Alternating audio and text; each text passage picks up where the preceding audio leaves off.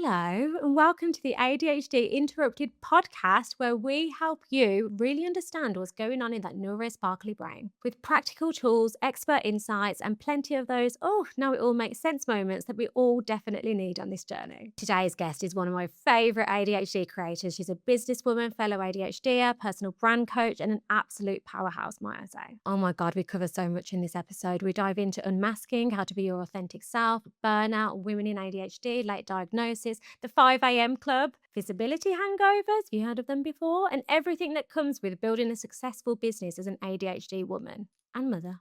Quick ADHD hack before we start. If you're always forgetting to take your vitamins, make them so delicious that the only problem is perhaps taking too many. Huge thank you to our sponsors, Proven Vitamins, for believing in our mission and helping us support you. Faye, welcome to the ADHD Interrupted Pod. I'm so excited. I'm so happy you're here. I can't wait for this conversation, honestly. So, Thank you Faye, so you are much. a self-made businesswoman, mentor, creator, fellow ADHDer, and absolute vibe, might I say. I love you popping up on my feed.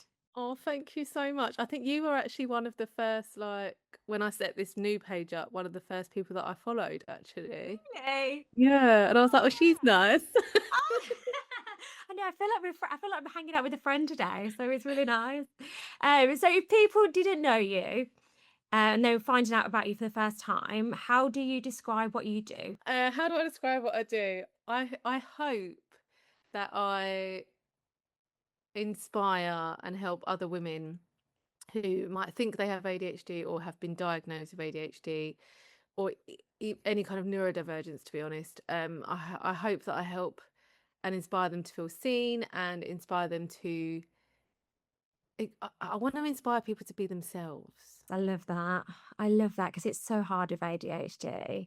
And I think, yeah, we'll start there because I think you've built your business really on authenticity, which is such a difficult thing for so many ADHDers to get and unmask and things like that. I think masking can be a huge barrier to ADHDers. Was there a time where you didn't feel safe enough to be that authentic? And when did it all change? So when I set the page up, it was originally to talk about feeling lost because I'd had a previous business with an Instagram page. I've actually had 2 previous businesses and Instagram pages, typical ADHD. But I set the page up to talk about feeling lost because I'd massively burnt out from my previous business, which was coaching and like Instagram visibility coaching. I knew I had ADHD, but I was very reluctant about it. I was trying to just exist like a neurotypical person and just kind of basically I was diagnosed with 4 autoimmune diseases in my 20s and I didn't want another diagnosis, so I was very reluctant to kind of go down that road, but I knew deep down I had ADHD. And I massively burnt out last year, but I didn't realize it was burnout. I had no idea. I just thought I'd suddenly lost all interest in my business and I thought there was something really wrong with me. And I really grappled with that and struggled with that. And I remember I couldn't even look at my laptop because I was so burnt out. I felt almost traumatized. I was like, I can't even do any of that work because I just worked myself into the ground so much. And all the masking just became so exhausting. So I didn't work for quite a few months. And then I set this page up, the one that I've got now, which is Lost Bitches Club, to talk about feeling lost. I didn't really have an agenda with it. It wasn't meant to be a business, nothing like that. And I just thought I'm just going to be me and actually talk about my experiences in a real way. And it was a bit slow at first. And then I started talking more about ADHD and like being yourself and how I'm struggling with it because it's hard. I think it's hard to be yourself anyway as a woman because we're conditioned to be good little girls that don't make a lot of noise, blah, blah, blah. But I think with ADHD, there's that whole extra layer of you grow up thinking that you're wrong, that everything about you is wrong, that you're too much, you're too sensitive, you're weird, you're not enough. Like it's this weird thing of you're too much, but also if you just did this, you'd fulfill your potential. Oh So my it's that God, kind of yeah. too much and not enoughness. So it's really difficult. So you spend your whole life actively trying not to be yourself to fit in. But then I just got to a point where I felt so lost, I didn't even know who I was. And I was like, what am I going to do? So then I just set this page up to talk about that. And it's kind of been my unmasking journey, not meaning for it to be that, but it's turned into that. And sort of one thing's led to another.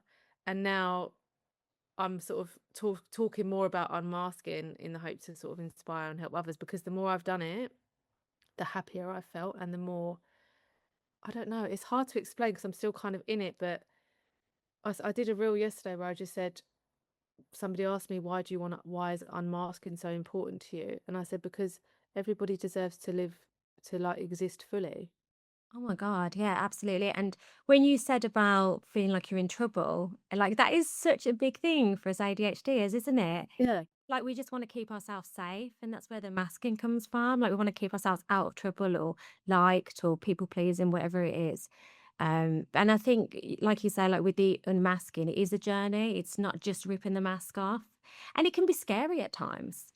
You can It's I found terrifying. it yeah, I was doing it unwillingly, and I remember saying to my psychiatrist, I said, "I can feel myself unmasking, and it's unnerving me because I'm not used to being myself."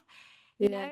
know, did you find, when you started unmasking, did it change your relationships at all or your friendships? I feel like I don't have lots and lots of friends, so I've got like a small like main group of friends, and I feel like I'm quite unmasked around them anyway. Like my best friend I've known for 30 years, so she definitely knows like the real me. Yeah.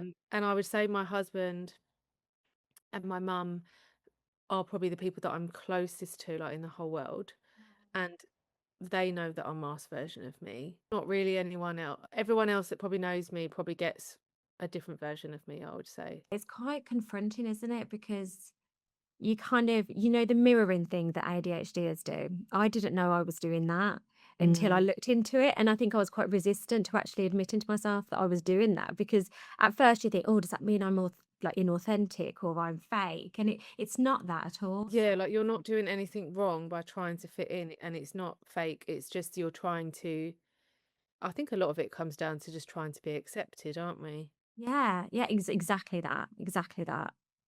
It's tough and it can be such a barrier when, you know, deep down we want to do all these things. We're quite ambitious as ADHD, as I find. And you know, we kind of get in our own way with the masking. And it is the classic not living up to our own potential. And we kind of know that, I think. Yeah, it does, because you're told that from like from the moment you start school, you're told, oh, if you could just concentrate a little bit more, if you could just do this and you could do that. And it's like, actually, no, what if this just isn't the right environment for me? I mean, I don't know if I'll get in trouble for saying this, but I've come into the belief that it's not a disability per se. It's disabling in the wrong environment, but in the right environment, I think it can be quite empowering or like a gift. Absolutely. That's interesting that you said that, because before we came on today, I was thinking about the fact that it's called a disorder. Mm. See, I And think it's a dysregulation, not a yeah, and I'm not saying it's not a disorder, because I know technically it is yeah. classed as that. But to me, my personal experience and the way I want to view it is that I don't want to view it as a disorder. I want to view it as a difference. Absolutely. And I think like when we look at it as just a dysregulation, and don't get me wrong, like people can have like my experience with ADHD was really severe. Like I had addictions, I had like, you know, really poor mental health, but it wasn't supported. It wasn't in the right environment. And like my doctor always says, like in the right environment, it probably wouldn't have been like that. It was just very misunderstood, I think, in our generation.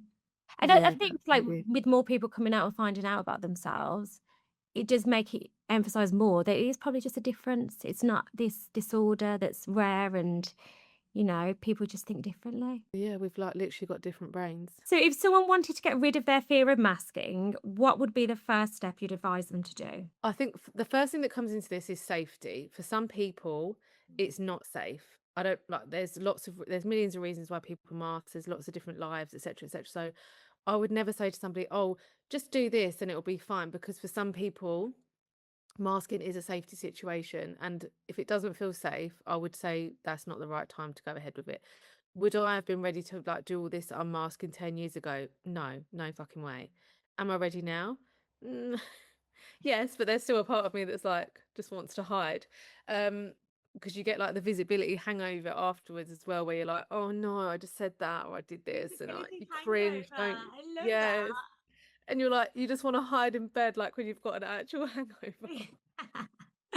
I know exactly what you mean. It's hard, but I would say the other thing. So removing the people where it's not a safe situation or it doesn't feel safe for them. For everyone else, you just, if you want to unmask and it's something that you want to do, you just got to fucking do it. Like there's no shortcut, there's no magical thing. It's scary and you have to learn to tolerate the discomfort of that. And over time you do. But Yeah, at I love first it's that. terrifying. Like I said, you get the visibility hangover, it's fucking terrifying. But over time you start to get a bit more comfortable. That comfort kind of expands. Yeah, like building a muscle. I love that Exactly you like that. said, like, don't do it if you don't feel safe. I love that because so many people would be like, "Oh, just be unapologetically yourself like, all the time," and like, actually, no. Sometimes, and don't get me wrong, like neurotypical people probably mask, at Yeah, work, things like that. of So course. sometimes, like, there's a time and a place for it, maybe. Exactly, and that's okay. Like sometimes it's not wrong to mask. Exactly, like we shouldn't be beating ourselves up for masking No, situations. So I love no. that.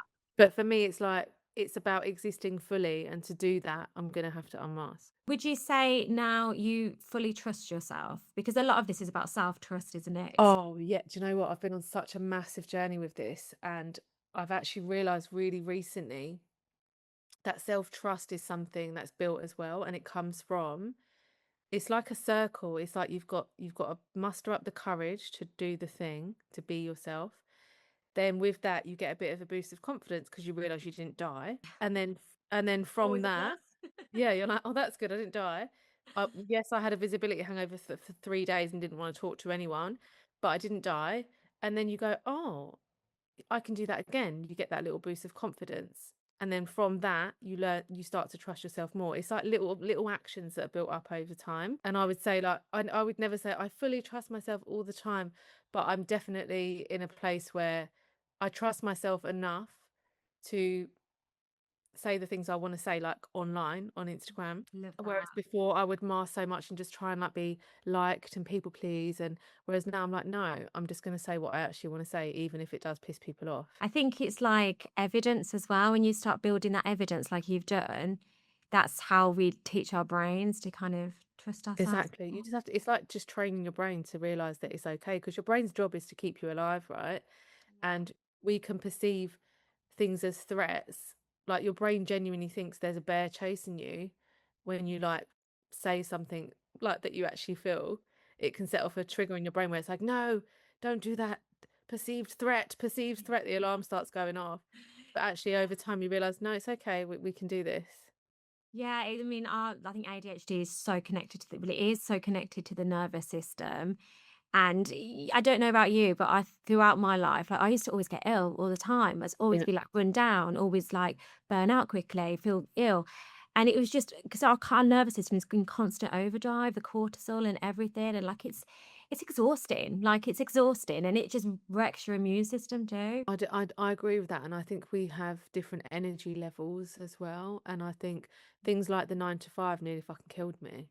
Oh God, it's But like that's not how I work. it's painful. Like I need, so I mean, I'm very privileged because I work for myself, but I need a bit of buffer time middle of the week. And don't get me wrong, I will have to make that time up over the weekend.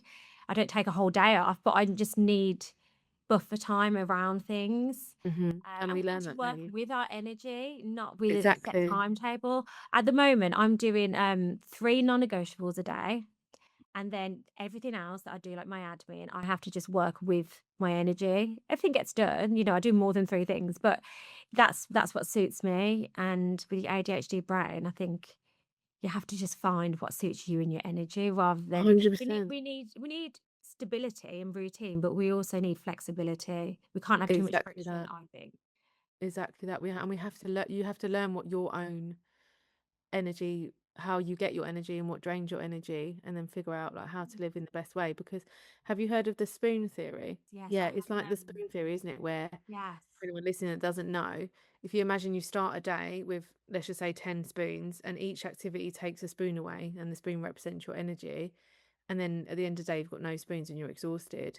And for ADHDers, I think we might start our day with like less spoons than Yeah.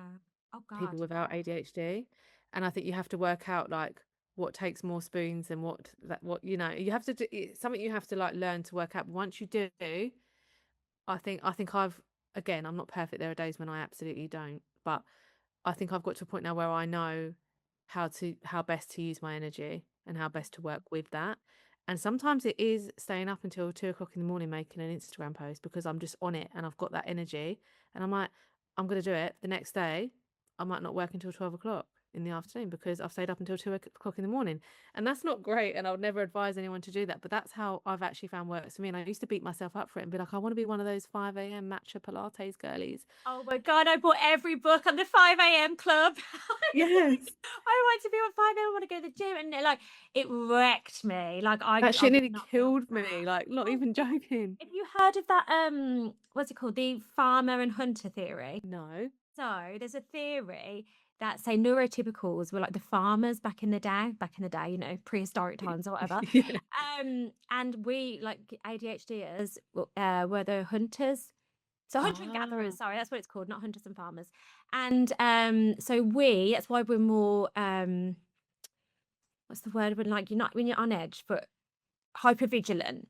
That's why we're more Okay. hyper vigilant, more to be night owls, because we'll be the ones out of a nighttime hunting or being on guard and things like that. Oh, that's so fascinating. Yeah, and it makes sense, doesn't it? Like what we've got no filter. We pick up on everything. Like we're so easily Yeah. distracted and on it. We are trying to exist in a world that literally isn't built for us. Yeah, I mean, it's like so in Silicon Valley, it's more or less accepted that people are neurodivergent. It's Mm-hmm. just a thing. And obviously in that environment, people thrive in it, don't they? Because it's I like can all imagine. creative and like theatric and everything else. Whereas like obviously if you're in the finance industry, I don't know, if you sit behind a desk all day, then it's going to be really debilitating, isn't it? Oh God, thank God I don't have to do that. Did Is you all just have PTSD over sitting behind a desk? I literally nearly. I just see your face go white. I was like, no. God, I Don't used to even talk hate about that, it. Johnny. That waking up Oh. in the morning and knowing you had to sit there for like I most used to of the actually cry on the way to work. I actually cried for most of my office working life.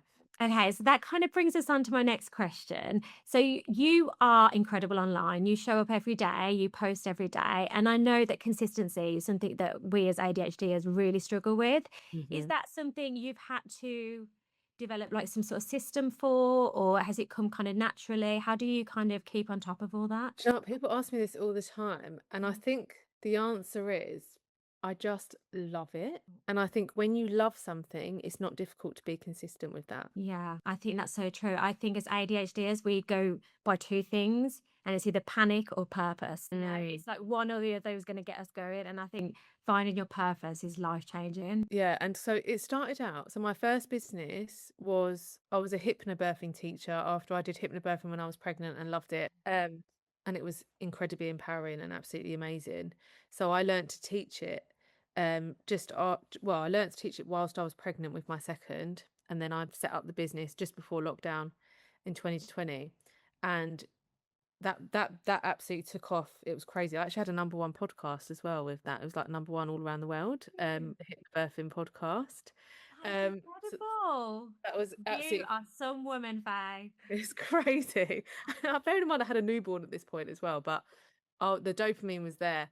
Um, and that was really amazing. But what I realized was that the thing I loved the most was the content, and like I loved the podcast as well.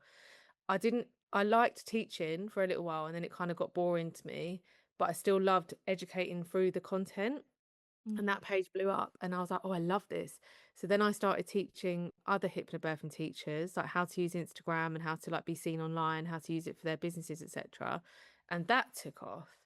And and then I started the page I had before this one, which absolutely blew up like crazy. And then I burnt out. So each time I've burnt out, basically, not realizing what it was at the time. I just thought I'd lost all interest in that business. So you were undiagnosed then, you didn't know you Yeah, had ADHD, so yeah. it wasn't working with your energy and having No, not at all. Completely against my energy. I was following all the rules that you're meant to follow when it comes to posting neurotypical online rules. and business. Yeah, all of that. Living like a neurotypical man. And obviously that didn't work. I burnt out every single time. And this is what I also think about masking. I was masking a lot during those times. And I think masking can feel safe short term and good short term, but long term it's fucking exhausting, and that can lead to all sorts of things. So I massively burnt out each time. And then as I said earlier, I started this page when I was feeling lost, just to sort of something to do as well, to be honest with you.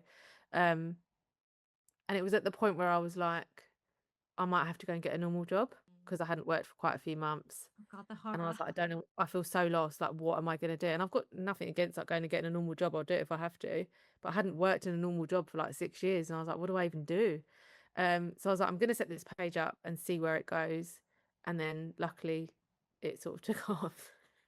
But yeah, back to the consistency thing. I think for me, I find it easy because I love what I do so much. Love that purpose. Yes, 100 million%.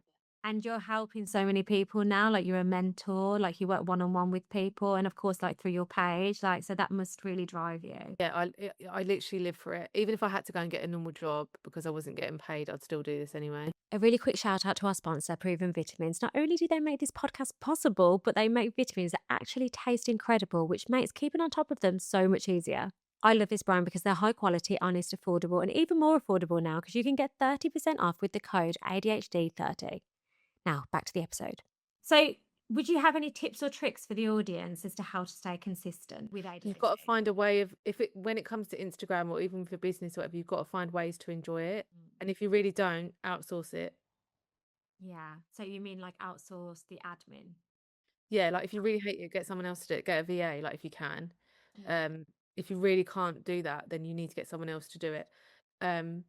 I think it's the same with like exercise, isn't it? Like it's very difficult to be consistent with that unless you really enjoy it. So right, like with exercise, like you need to find something you enjoy because I You feel have like to. running on a treadmill for me is painful. Oh my But God, then no. running outside, I'm actually it's okay. It's a bit more Yeah, stimulating, isn't it? you've got to find a way to enjoy it. So for example, like these small little things like so someone said to me recently, she was like, "Oh, I hate making carousel posts in Canva." So I was Mm, like, "Well, don't then. Just do reels. yeah, Like do what you like, do more of what you like and less of what you don't." that's so true. That's so true because that's how you build momentum, right? Yeah. Like when you want to do something and then you can keep going. I'll be honest, I struggle with Canva a little bit. And there is that kind of boring side to it, like, oh, I gotta sit at the laptop and just, but it can be fun. I like to make it quite bougie. Like I get candles, I get Yes. like a nice drink. I take my laptop to bed and have an early night and I'll put a candle on and like Yes. I'll have a hot chocolate and I'll put my little red lamp on and then like I look forward to that then rather than thinking, oh, I've got to sit and watch a boring lecture. I It's just love that, like very good romanticize dopamine. it. Romanticizing, yeah, I love that word. Like that's I think that's a big game changer for us ADHDers. 100%, you've got to somehow make it fun, otherwise it's just Yeah. tedious.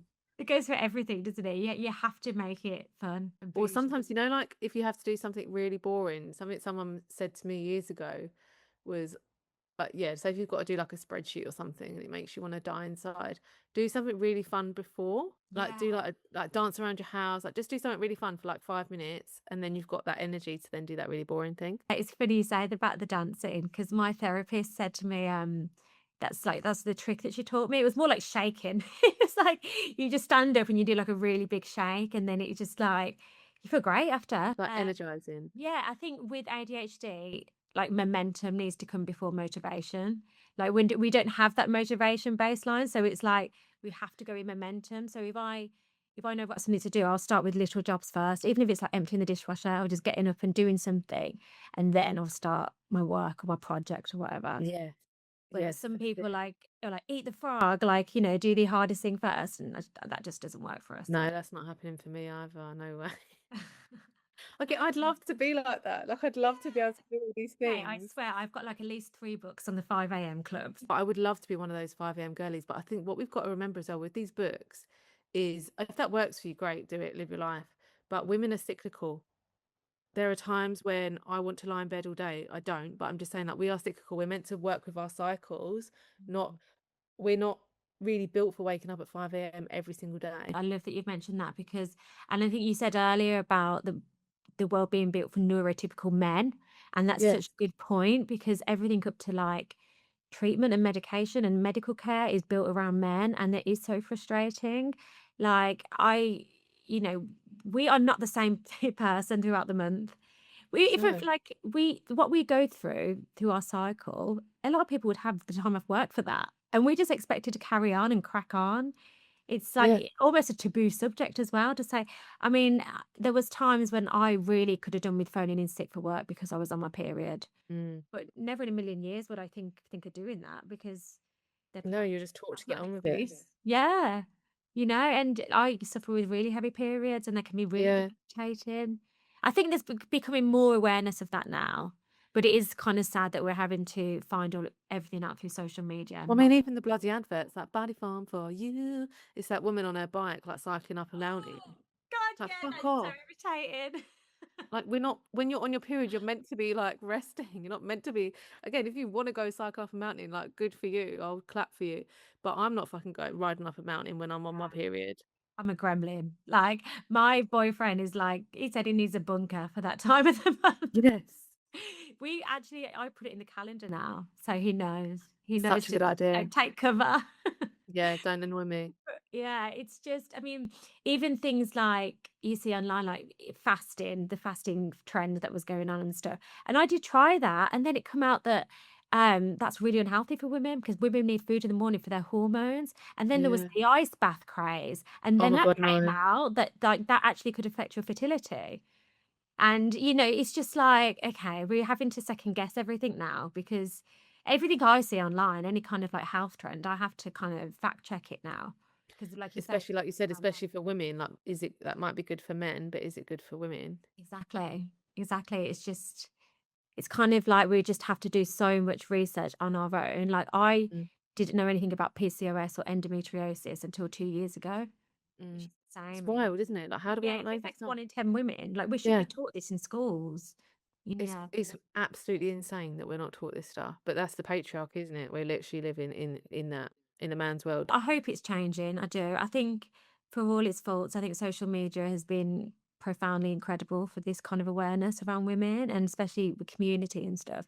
But yeah, it's got a long way to go. Which brings me on to my next question. How do you balance everything you do online and being so consistent and so visible with being a mum? So I have very strong boundaries around my work, my time, my clients, and that hasn't been easy because, and I don't think this is just neurodivergent people. I think women in general are conditioned to people please, and if you don't, you're a bitch, and all of that. So going back to the beginning, when I first started mentoring people, I would let people text me at 10 o'clock at night and I would reply straight away. I would, I would give, over deliver, undercharge, all of those things, and it led to burnout. So again, it feels good at the time to people please and over deliver and do all those things, but long term you're going to burn out, and it's not, because it's not sustainable for anybody. Um, and when I burnt out last year and couldn't work for months because of it, I recently thought to myself, God, how much does that cost me? Like Mm. financially and obviously emotionally and physically as well. Like that is so, and that came from masking and not having boundaries. So I realize now how important boundaries are. And an example of that is I'm currently running a 6-week group coaching thing, and we have a WhatsApp group. And I said to them in the beginning, please don't message in here outside of um before 8 a.m. or after 8 p.m. Like, just don't do it. I love Um, and somebody did message outside of 8 p.m. So I said, I'm really strong with these boundaries. Please don't do that. And I thought to myself, I could have turned my notifications off, but I thought, no, I'd rather teach people that these are my boundaries. yeah, I And love that that. felt really awkward because I really love this person. And I felt really like, oh God. But that short term awkwardness was better for the long term, because it's very difficult to retrospectively put boundaries in place as well. Once you've let people go over your boundaries, and then that comes with so much resentment as well, which can manifest in all sorts of ways. So boundaries are really important to me, um especially when it comes to my kids as well. So a couple of years ago I was doing really well in my business, it was absolutely thriving, and I realized that I wasn't being as present with my children as I'd like to be, and I thought nothing is worth that.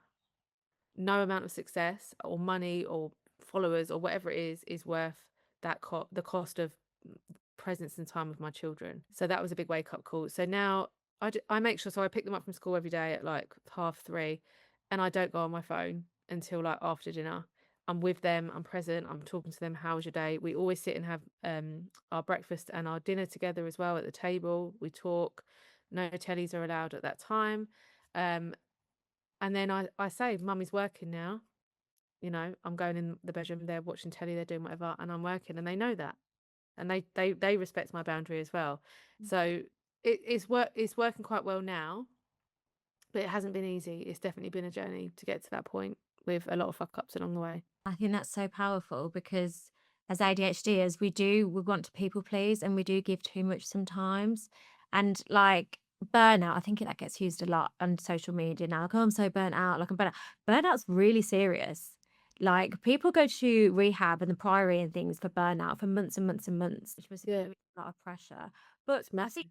like things like WhatsApp do add up. I remember at one point I'd let everything into WhatsApp, like clients, people from university, like and it was like a place where I didn't feel like it wasn't like somewhere I'd go to chat anymore. I would avoid it when I didn't want to think Mm. about work or study. So having boundaries, in fact, I'm really inspired by that because I need to even now have more boundaries with I mean, WhatsApp. I did used to have like for clients it was in Telegram, and then like for personal it was WhatsApp. But Mm, then I got a bit overwhelmed with having the two things. yeah. And I know people that have separate phones for work as well, which I think is a really good idea. But I've only got one like coaching group at the moment and a couple of one-to-one clients, so I'm happy for them to be in WhatsApp. And to be fair, they're really respectful now, so it feels fine. I'm happy with that. And another thing I do as well is I have my days and times set for calls and for clients to book in. So I always have client calls on a Tuesday or a Thursday. And sometimes people say, "Oh, but I can't do that. I want it on a Wednesday, or I want it at this time." Or somebody was like, "Haven't you got anything sooner?" And I said, "No, the calls, those are that I've put those there for a reason." And don't get me wrong, sometimes you can use discernment. Sometimes I might go, okay, yeah, if that's fine. But generally I say no, because I'm not going to start doing calls on a Wednesday for this person, and then on a Friday for that person. And then how does that affect your own week? Because then you have to move other things around. And it's massive when you like the long-term repercussions are huge for Mm. just saying, like, when you could just say, actually, no. I think once you start saying yes again, it gets really messy in your head. Like we're such yes people, and you kind of everything just becomes really overwhelming. We need that kind of sense of control. You have to. Again, like for long term, you have to. And yes, it's harder. I'm like, oh God, like somebody literally asked me yesterday, can't I do a call today? And I was like, no, I'm back to back today. So how did you get yourself out of burnout? I just didn't really do anything for months, and which is so unlike me. I'm always busy. I'm always doing something. And it was horrible. And to be honest with you, I'll be really honest. I kind of thought burnout was a bit of a buzzword, and I was a bit like, oh, whatever. And as someone that I was diagnosed with 4 autoimmune diseases in my 20s. One of them was quite serious. And I thought, oh, you don't know burnout. You don't know what it's like to be exhausted. And I feel like that's not, I feel ashamed of that now, because having experienced it, I'm like, oh, that was very real. That was very, very real.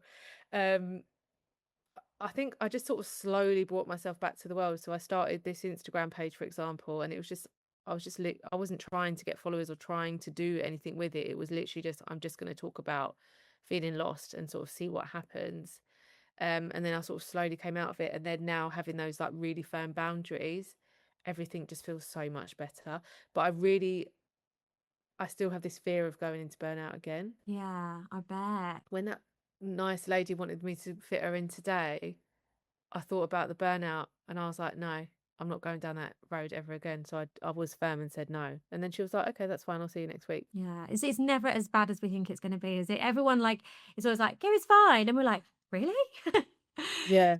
Yeah, like what would you say would be the three things to look out for in burnout? If someone was thinking, "Oh God, I feel like I'm burning out," what's the three big things? I think this is the thing, it creeps up on you and you don't realize. Mm, And for me, the way it manifested was just suddenly not wanting to do the things that I always wanted to do. And not in a way of like, I wasn't depressed, mm, but it was like, I'd be like, I don't want to create content today. I don't want to talk to those people today. I don't want to, or I'd literally be like, I don't want to talk about this anymore. Like something that I've loved talking about forever. I don't want to talk about it anymore. mm. That to me is, if that starts happening, then I know I need to take a break.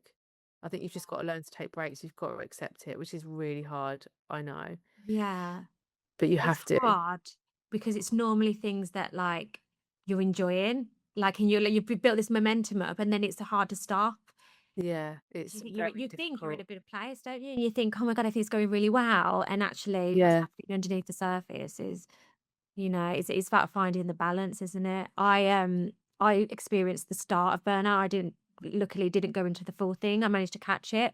But yeah, exactly like you said, I just resented everything. I didn't want to go Mhm. anywhere. Like it was just horrible. And I can't imagine having that for 6 months. It must have been horrendous for you. I don't want to be like snowflakey, like, oh, I was so exhausted from my work, but I don't know, it's like a whole different level of exhaustion. Yeah, It's just like crazy.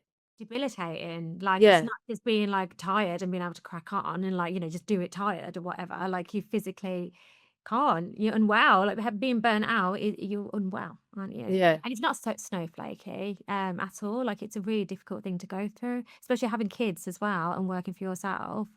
It's like, it's not like you can just, oh, I just get signed off with stress and then you're yeah. just like, That's you can it. just relax. Something I've been very excited to talk to you about, because we spoke about this before, is that a lot of ADHDers describe being very intuitive, emotionally Mm. attuned, and sometimes even spiritually sensitive. Oh, What's yes. your experience with that? So I've often thought I'm psychic. Like, I went through a very, very spiritual phase a few years ago, quite a long time, and I really thought I was psychic. And I realize now, and I'm not saying being psychic isn't real. I do believe people are psychic, but for me, I realized a lot of it's like pattern recognition, because we're so aware of people, little mannerisms, little things. But one thing that I've always been able to do is know when people are pregnant before they even know. So one of my best friends was here a few New Year's Eves ago, and we had a party. Like, I had a great time, and they went home, and I said to my husband, I was like, she's pregnant. And he was like, but she was drinking. I was like, oh, she doesn't know she's pregnant, but she's pregnant. And then literally a week later, she messaged us and she found out she was pregnant. How do you know? Is it like an I aura? don't know. I Is feel like it? I wonder if there's like a smell or something. There must be like a scientific reason. Like, I feel like I might smell something or pick up on Yeah. something. And then it happened at work 3 times where 3 people, I was like, they're pregnant, they're pregnant. I wrote it down because I was like, I'll need to prove this. And I remember writing it down, and then I showed her afterwards. I was like, I knew you were pregnant. Oh my gosh. It's really strange. Oh, I love that. I love it. I think I would like to think I'm quite open to this spirituality and things like that. Like with us ADHDs, we don't have a filter. Like, we don't filter things out, like, silly noises and things. And I think maybe is that what it is? Like, that filter for neurotypicals, it filters out all that kind of spirit stuff. Oh, And that's don't know how interesting. to explain it, but then we kind of, we get it through. So what have you Perhaps. experienced? I know you've experienced some stuff. What have you experienced? So the funny one was my dad passed 8 years ago now, and since he passed, I swear I used to have full on conversations with him in my mind. He was a strange kind of how we used to do it, but I used to have full like speak to him all the time, or I'd hear him come into my head. And then I went on the ADHD medication, and it stopped. Oh Right. And I God. remember saying to my mum, I said, Mum, I said, I used to speak to my dad all the time. Like, and since I've been on the meds, like, it stopped. I haven't heard from him at all. And she said, Oh, you sure the voices in your head just have stopped? And I was like, No. But then after that, because I'd said that to her and I was actually quite upset about it, I missed it. Mm, And it was like, yeah. I swear to God, for the next 3 days, all I kept seeing was his initials, CW, and his name, Colin. Like, who the hell is called Colin these days? Like, Yeah. That's not and I like a kept, really common yeah, day. I kept seeing it pop up, and like a song would come on that was one of his favorite songs, loads of signs. And I feel like it was so close to me. Well, it was like the next day of me talking to my mum about it. And then seeing all these like signs that you just couldn't ignore. I thought that was him saying, No, don't worry, I'm still here. Oh. And what about now? Do you still talk to him now? Not as much, like, I mean, I'm still on the meds, so yeah, I mean, I've thought about coming off the meds just for that, just to speak to my dad. Oh. Yeah. But I went to a medium once, and it was around my birthday, and I remember she said, "Oh, there's a man here, and he's got a real big bellowing laugh." And my dad had like the biggest laugh ever, and she just said his name's Colin. And it's like, I'm so glad my dad had that name now, because it's just like, you should have said John. Like, do you know Yeah. what I mean? It's such a Yeah. different name. And she was saying things that she would have never have known. Like, she didn't know who I was. Like, I booked it through my friend's phone. And Mm. we're going to go through some headlines now, some newspaper headlines over ADHD. And I want to hear your reaction, or let's just Oh, what you think okay. about them. Oh, I'm ready for So, this. first one, More UK workplaces introducing ADHD adjustments as neurodiversity awareness grows. Excellent. Bloody excellent. Yeah, That we bloody love that thing. one, don't we? We love that. The rise of body doubling, the ADHD productivity hack taking over TikTok. Oh, so I've actually not really explored body doubling, but I know lots of people absolutely love it. So anything that raises awareness is a great thing, in my opinion. I think as well, having the internet as well and now to do it online must be. I haven't Yeah. done one online, but co-working is a game changer for me. How did you like it? Was it good? It was like I think it just holds you accountable, especially if you work from Mm, home. Like me working from home, I can get so distracted and I can yeah. get really overwhelmed because like everything's here, the Hmm. housework, the work, the study. So yeah, it makes you focus better, I think. I body double with my stepson. He's like 13. Oh, He has his homework. So and he's got ADHD, so it kind of helps him. oh, that's a good idea. Maybe I should do it with my 9-year-old. Yeah. He needs to do homework. And it's kind of like you're hanging out together as well. Oh my God, I'm going to do that. Thank you. That's amazing. Next headline. Does hustle culture worsen ADHD burnout? 100 million%. Yeah, I Hustle think culture is hustle culture is masculine. yeah, and it's It's like what we spoke about before, like with the 5 a.m. club and things like that. And you see so yeah. much of it on Instagram. My 9 to 5 after my 9 to 5, Oh my God. 10-step morning routine and Oh all fuck these off. really unrealistic things. If I did a 10-step morning routine, nothing would get done that day. I just actually can't even imagine that. And having the time to film it as well. Oh I God. know. So the big question, what is one narrative about ADHD you would like to interrupt? I would like to interrupt the idea. Well, I know it is a disorder, but I would like to reframe it as a difference Yes, love that one.